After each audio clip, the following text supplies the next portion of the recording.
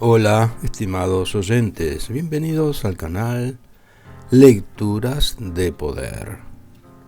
Continuamos leyendo textos tomados del libro Fragmentos de una enseñanza desconocida.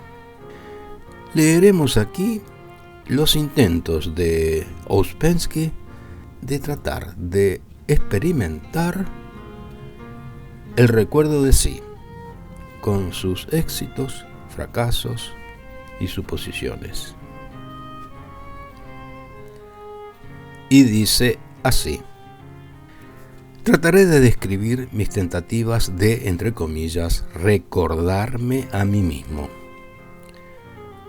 Mi primera impresión fue que los ensayos de recuerdo de sí, o de ser consciente de sí, de decirse, soy yo el que camina, soy yo el que hace esto, y tratar continuamente de experimentar la sensación de ese yo. Y vi que detenían los pensamientos. Cuando tenía la sensación de mí, ya no podía ni pensar ni hablar. Las mismas sensaciones se oscurecían. Por eso no se puede, entre comillas, recordarse a sí mismo de esta manera, sino por algunos instantes. Yo había hecho ya ciertos experimentos en, entre comillas, detener el pensamiento, del tipo de aquellos que son mencionados en los libros sobre el yoga. Por ejemplo, el libro de Edward Carpenter, aunque en este caso se trata de una descripción muy general. Los primeros ensayos de, entre comillas, recuerdo de sí, me hicieron recordar mis tentativas anteriores. En efecto, había experiencias que eran casi idénticas, con la única diferencia de que al detener los pensamientos, la atención está totalmente orientada hacia el esfuerzo de no admitir pensamientos, mientras que en el acto del, entre comillas, recuerdo de sí, la atención se divide. Una parte se dirige hacia el mismo esfuerzo, la otra hacia la sensación de sí. Esta última experiencia me capacitó para llegar a una cierta definición, posiblemente muy incompleta, de recuerdo de sí, que sin embargo probó ser muy útil en la práctica. Yo hablo del recuerdo de sí en lo que se refiere a la división de la atención, siendo este su rasgo característico. Me la representé de la siguiente manera. Cuando observo algo, mi atención está dirigida hacia lo que observo. Cuando al mismo tiempo trato de recordarme a mí mismo, mi atención está dirigida a la vez hacia el objeto observado y hacia mí mismo. Habiendo definido esto, vi que el problema consistía en dirigir la atención sobre uno mismo sin permitir que se debilite o se eclipse la atención dirigida sobre el fenómeno observado. Más aún, este, entre comillas, fenómeno podría estar tanto dentro de mí como fuera de mí. Las primeras tentativas de hacer tal división de la atención me mostraron su posibilidad. Al mismo tiempo hice otras dos comprobaciones. En primer lugar, vi que el recuerdo de sí resultante de este método no tenía nada en común con la introspección o el análisis, entre comillas.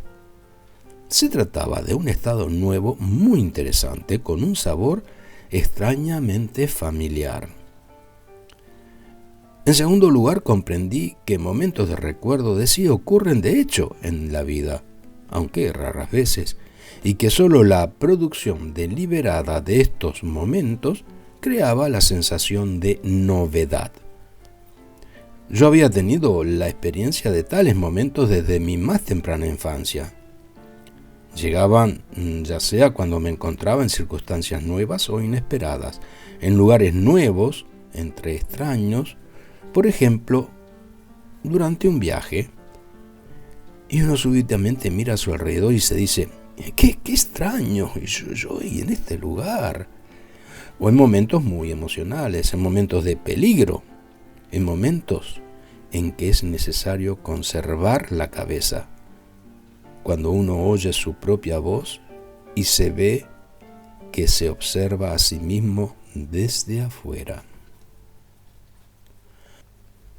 Vi muy claramente que los primeros recuerdos de mi vida, que en mi propio caso eran muy tempranos, habían sido momentos de, entre comillas, recuerdo de sí.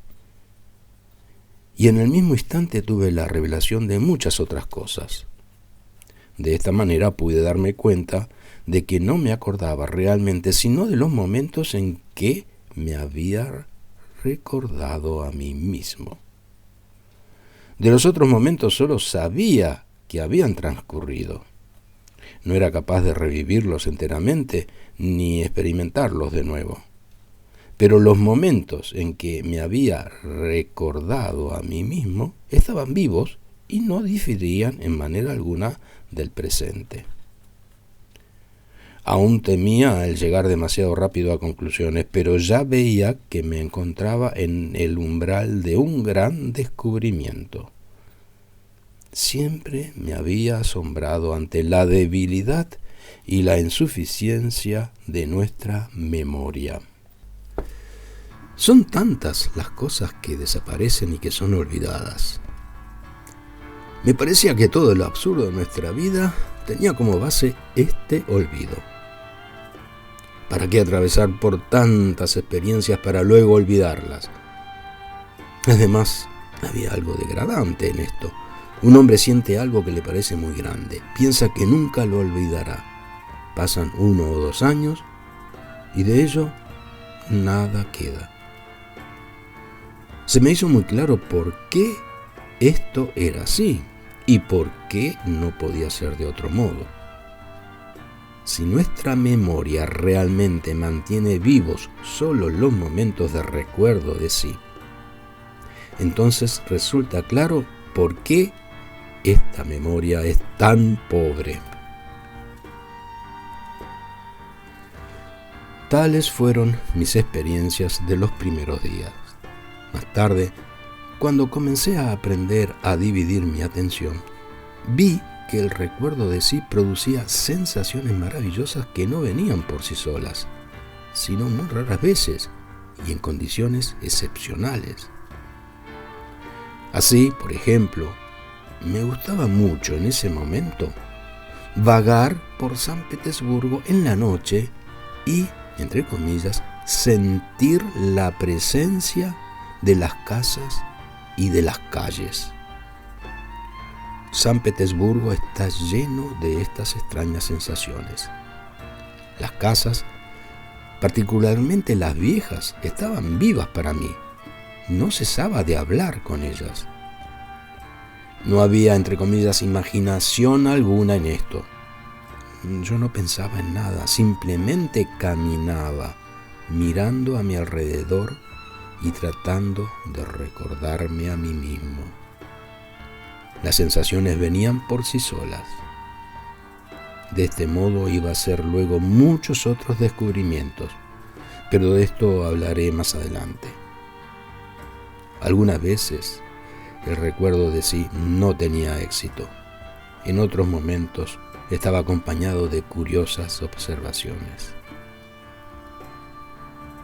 Finalizo aquí la primera parte de estas tentativas de Ouspensky de practicar y experimentar el recuerdo de sí.